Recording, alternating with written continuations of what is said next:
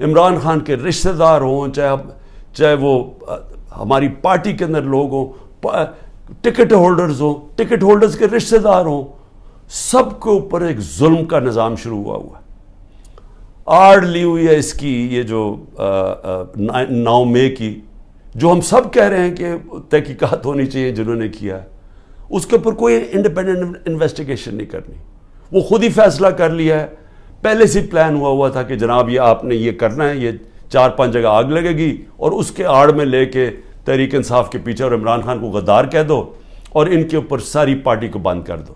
تو خیر سختی تو پہلے سے شروع ہوئی تھی، یہ تو پہلی دفعہ تو نہیں، یہ تو 25 مئی پچھلے سال سے ہمارے اوپر سختیاں شروع ہوئی تھیں، لیکن ایک اور لیول کی سختی شروع ہو گئی ہے۔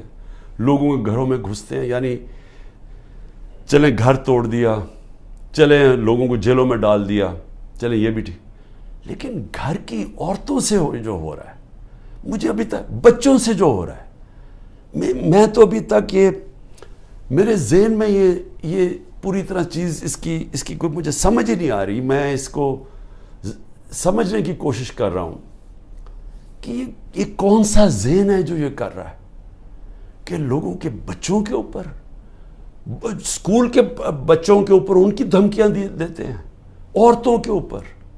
اب یہ ایک ڈاکٹر طاہر ایکس منسٹر رہ چکا ہے مشرف کے دور میں، وہ ساری میڈیکل کمیونٹی جاتی ہے اس ڈاکٹر کو، اس نے اپنی پوری کہانی لکھی ہے کہ کہتا میں گھر میں مجھے پتہ ہی نہیں تھا، نہ میں کسی مظاہرے میں شرکت کی ہے، گھر میں آئے، مجھے اٹھایا، گھر میں توڑ پھوڑ کی، بیوی کو بٹ مارے، بندوق کے بٹ مارے بیوی کو، اس کو جا کے چکی میں ڈال دیا، جو کہ وہ سزائے موت والے قیدیوں کو ڈالتے ہیں۔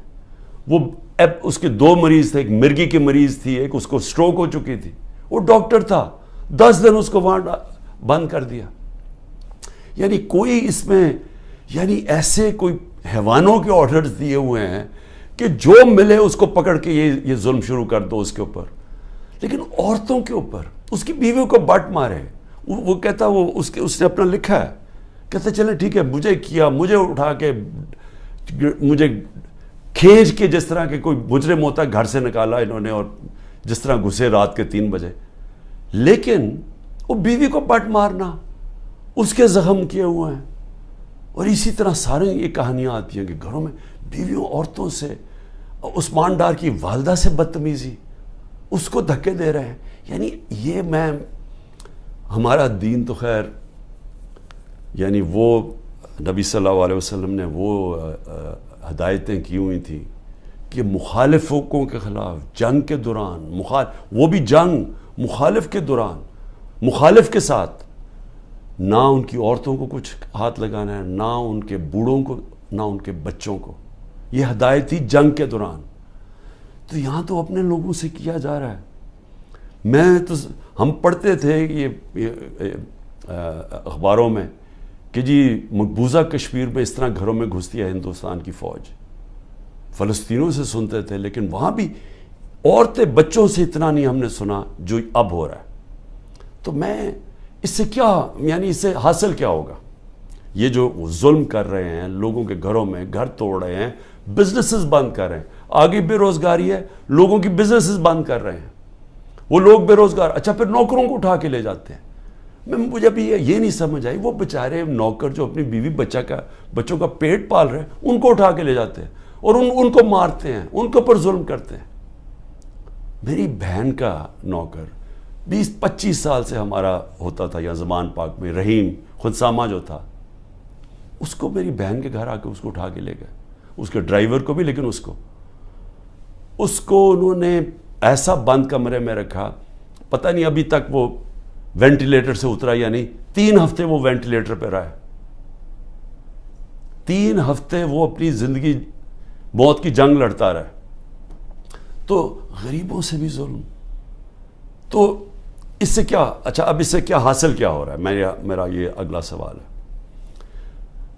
400 ہمارے ٹکٹ ہولڈرز پنجاب میں جن کو میں نے ٹکٹ دیا، تقریباً 400 ہیں، 40 صرف چھوڑ کے گئے ہیں، سب گھروں سے باہر ہیں، سب چھپے ہوئے ہیں، سب کی بزنسز کے اوپر اٹیک کر رہے ہیں، رشتہ داروں کے اوپر اٹیک کر رہے ہیں، بچوں پہ کر رہے ہیں کہ انہوں نے بچے باہر بھجوا دیے، لیکن وہ چھوڑ نہیں رہے۔ تو سوال میں یہ پوچھتا ہوں کہ یہ جو ظلم کر رہے ہیں اس سے کیا فائدہ ہو رہا ہے؟ سوائے نفرتیں بڑھنے کے مجھے بتائیں فائدہ کیا ہو رہا ہے؟ جو بھی یہ پالیسی کر رہا ہے نا اس پہ کوئی عقل نہیں ہے، اس کو کوئی پولیٹکس کی نہیں سمجھ، اس کو تاریخ کی نہیں سمجھ، وہ زیادہ پڑھا لکھا آدمی نہیں ہے، یہ کوئی احمق یہ چیزیں کروا رہا ہے۔ سوائے نفرت کے بڑھنے کے اور یہ ظلم کرنے کے اس سے فائدہ کیا ہو رہا ہے؟ کیونکہ لوگ تو چھوڑ نہیں رہے، جو چھوڑ کے گئے ہیں آپ نے یہ نہیں، مجھے نقصان نہیں پہنچایا جو چھوڑ کے گئے ہیں، آپ نے ان کے کریئر ختم کر دیے، آپ ان کی پالیٹکس ختم کر دی ہے، جو چھوڑ کے گیا اس کی پالیٹکس ختم ہے۔ اور یہ سوال پوچھیں گے کیوں نہیں چھوڑ کے جا رہے؟ ان کو بھی پتہ ہے، ان کو پبلک کا پتہ ہے کہ جس وقت وہ چھوڑ کے گئے پبلک ان کو ووٹ نہیں ڈالے گی، ان کو بھی پتہ ہے، لیکن ان کے اوپر فائلیں بنائی ہوئی ہیں، کئیوں کو چھوڑ دیا جو چلے گئے ہیں۔ لیکن آگے میں صرف اب آگے پوچھتا ہوں کہ مجھے کیا نقصان پہنچا رہے ہیں؟ مجھے میری بہنوں کے اوپر اور بھی رشتہ داروں کے اوپر انہوں نے کیا ہے، یہ اسی طرح کی سختی کی ہے، سب بیٹھے ہیں، ہم سہ رہے ہیں سب۔ میرے گھر ابھی تک سیکیورٹی کا جو چیف تھا وہ ابھی تک غائب ہوا ہے، اس کو اٹھا کے لے گئے، یہاں سے وہ آئے بچے بیچارے سوشل میڈیا کے پرسوں ان کو پکڑ کے لے گئے، وکیل میرا آیا جو اس کا کوئی تعلق ہی پارٹی سے نہیں تھا، وہ اور اس کے ڈرائیور کو اغوا کر کے لے گئے، وہ رات تک اس کو رکھا۔ تو کیا میں اس سے ڈر جاؤں گا یا پیچھے ہٹ جاؤں گا؟ کیا مجھے اس سے یہ جو کیسز ہیں، قتل کا کیس میرے اوپر کر دیا، میری بہن کے اوپر کیس کیا ہوا ہے اینٹی کرپشن نے، 6 ارب کی زمین لیا میں لیا اس نے جب میں پرائم منسٹر تھا۔ یعنی ایسے ڈفر ہیں لوگ، میں واقعی یہ ڈفر ہی ہوں گے، وہ اینٹی کرپشن سے کیس کروایا، وہ اس نے چیک سے پیسے دیے تھے، اور پیسے کتنے تھے؟ 6 کروڑ کی زمین تھی، 75 لاکھ اوپر ٹیکس دیا ہوا ہے، وہ چیک سے سارا دیا ہے، وہ چیک کے نمبرز ہیں، چیک کی ڈیٹ ہے، اور وہ کب دیے ہیں؟ وہ میری بہن نے وہ کب یہ پراپرٹی خریدی؟ جب حمزہ شریف پنجاب کا چیف منسٹر تھا، میں پرائم منسٹر ہی نہیں تھا تب۔ تو اب سوچ لیں کہ یہ کس سطح کے اوپر پہنچ گئے ہیں کہ 160 کیسز ہو گئے میرے پر۔ کیا میں پیچھے ہٹ گیا ہوں؟ کیا میں پیچھے ہٹ جاؤں گا؟ میں تیار بیٹھا ہوں، مجھے پورا پتا ہے کہ انہوں نے جیل کا پلان بنایا ہوں، میں تیار ہوں جیل کے لیے، لیکن اس سے کیا ہوگا؟ جب میں جیل چلا جاؤں گا ڈسکوالیفائی کر دیں گے مجھے، اتنے کیسز ہیں کبھی بھی کر سکتے ہیں، اس سے کیا ہوگا؟ یہ میری آج بات یاد رکھ لیں، کیونکہ آپ کو پولیٹکس کی سمجھ نہیں ہے، یہ پولیٹیکل انجینئرنگ بار بار فیل ہو چکی ہے۔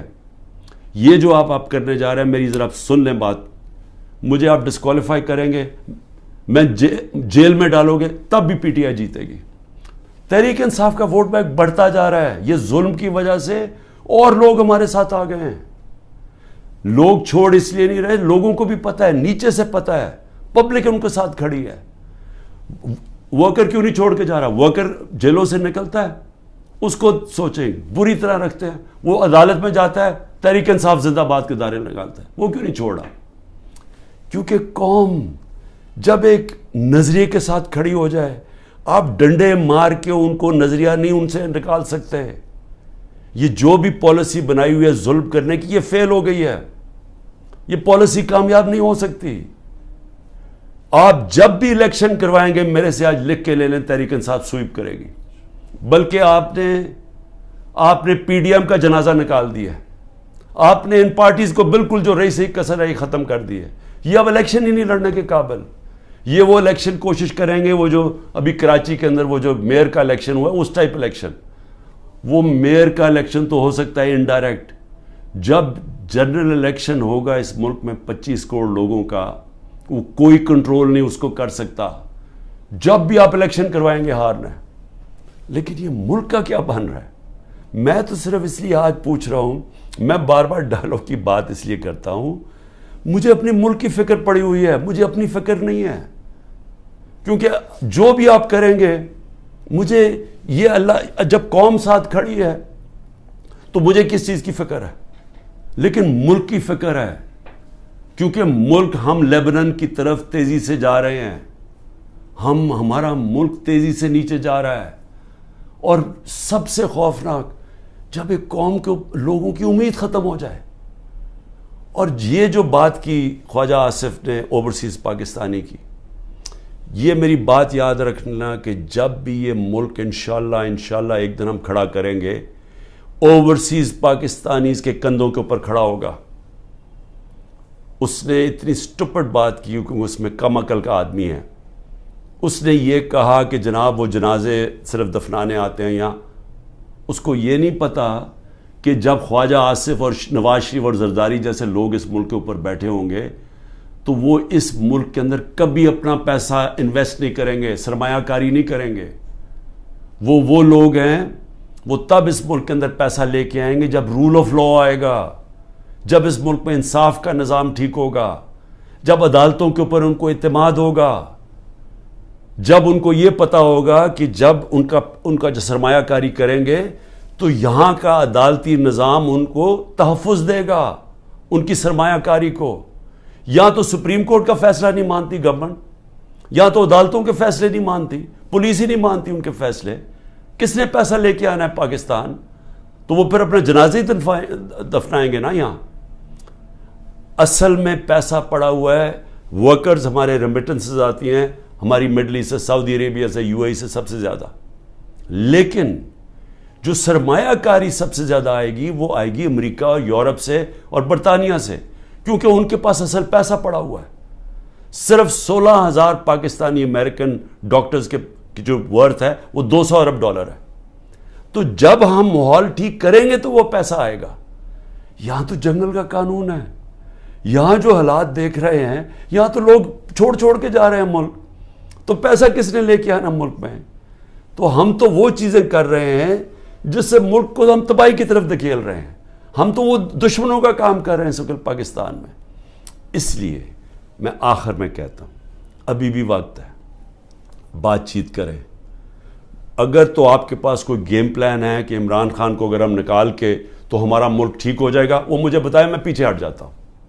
لیکن اگر گیم پلان صرف یہ ہے کہ عمران خان راستے سے ہٹ جائے کیونکہ یہاں لوگوں کو اپنی ذاتی فائدے نظر آ رہے ہیں, لوگ اپنے NRO مل جائے گا لوگوں کو, یا لوگوں کو اپنی پوزیشنز کی فکر پڑی ہوئی ہے, اگر صرف اس لیے عمران خان کو ہٹانا ہے تو عمران خان تو راستے سے نہیں ہٹے گا. عمران خان بیٹھا ہے یہاں, جو کرنا کرو. لیکن ملک, ہمارا ملک کبھی بھی معاف نہیں کرے گا.